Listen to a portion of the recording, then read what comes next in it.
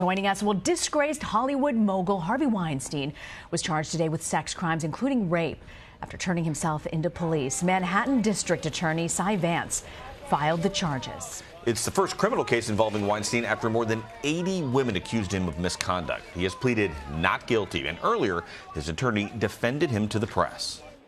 Let me say this without defending behavior.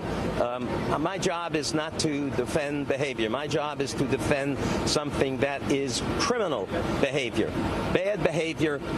Mr. Weinstein did not invent the casting couch in Hollywood, and to the extent that there is bad behavior in that industry, that is not what this is about.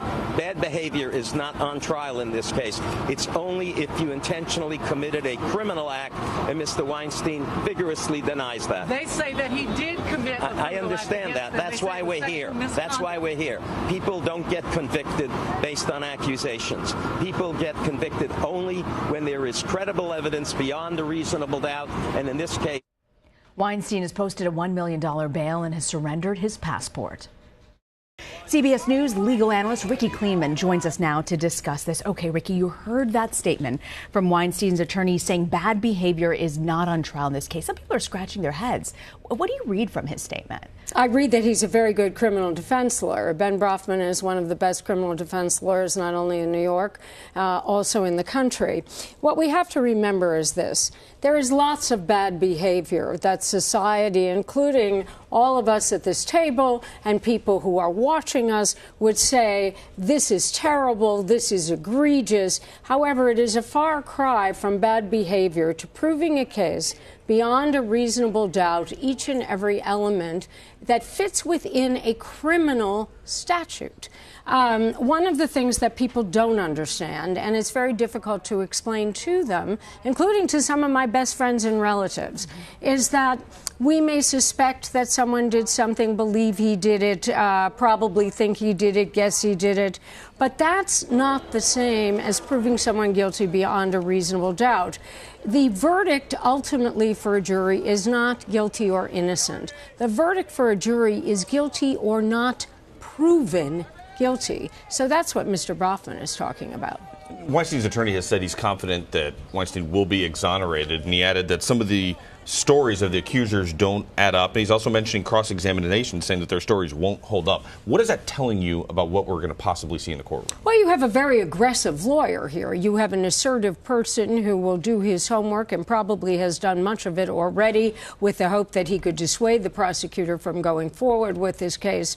What happens in any kind of case, but particularly in sexual assault cases, is that the defense will send their investigators out and try to develop any kind of information they can about the alleged victim. And I'm not talking about what people believe in smearing the victim's reputation. What I'm talking about is, did the alleged victim make prior inconsistent statements? Did the alleged victim tell a different story to other people?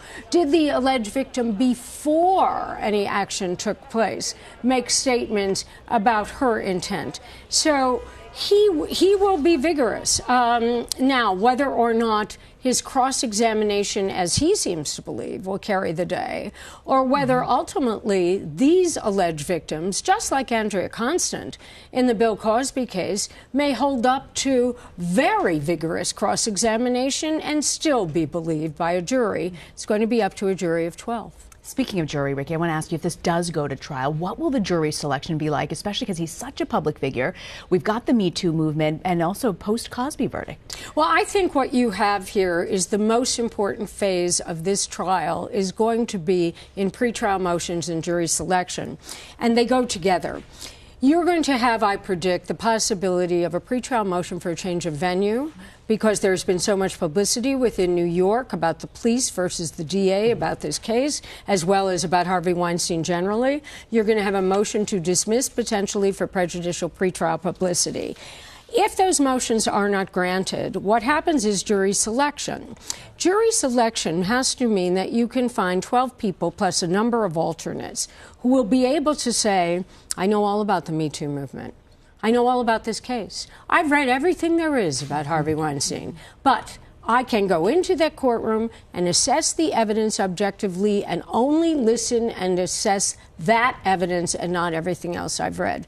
Trying to find a fair and impartial jury in a case like this is extremely difficult. But if they could get one in Bill Cosby, in fact, two, they can get one in Harvey Weinstein.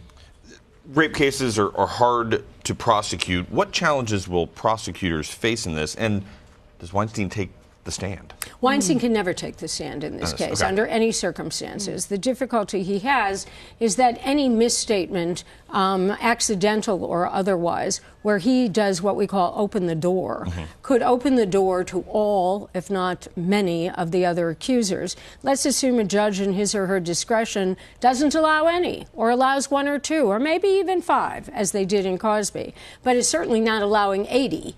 And if you have a slip of the tongue, if you open the door while you're a defendant on the stand, you could have 80 women coming up there and talking about Harvey Weinstein. So, how do we assess the case? How does the prosecutor prove it?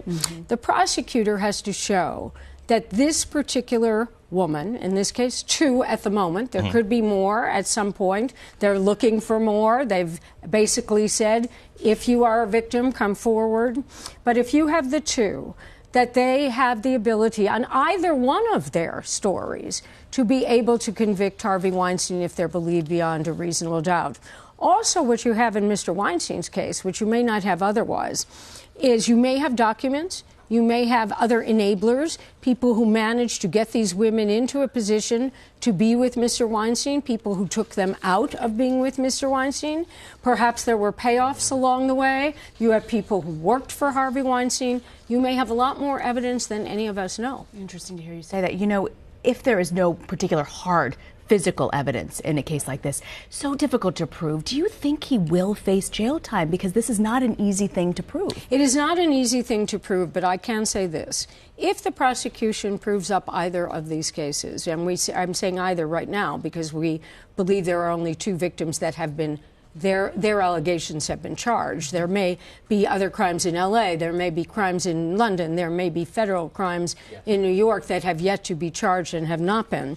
But dealing with this case alone, that if in fact the jury believes beyond a reasonable doubt the story of either of these accusers, either one, that I will guarantee you, and I don't guarantee much, that Harvey Weinstein is not going to get probation. He is going to spend time in jail or prison. It's an absolutely fascinating case, of course, to watch. I mean, especially you're saying he's not going to take the stand. You mentioned, is there an impartial jury pool? Is that possible, or is that something that his defense is just going to have to live with and find the best people that they think? Well, I've often said in the years that I tried cases that there's no such thing as a jury that is fair and impartial. They are just more fair and more partial to your side than the other side. But the reality of the situation is jury selection here is key in a way that I don't think it is usually key in most other cases. Fascinating case to watch. We'll be back July 30th. July 30th. Look forward to having you back.